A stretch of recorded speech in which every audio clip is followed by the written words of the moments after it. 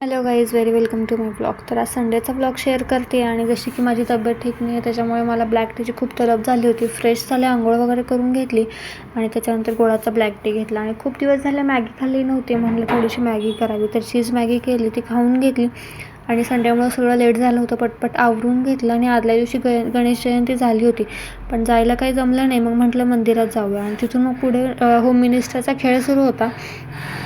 इतकी मजा आली त्या खेळामध्ये, खूप एन्जॉयमेंट झाली. रोजचं रुटीन सोडून आपण वेगळं काहीतरी ट्राय करतो. मीही पार्टिसिपेट केलं होतं, जसं तुम्ही आता व्हिडिओमध्ये पाहिलं. कपाळावर बिस्किट ठेवून ते हळूहळू सरकवत आपल्याला खायचं आहे तोंडाने. तर मला ते काही जमलं नाही पण मजा खूप आली.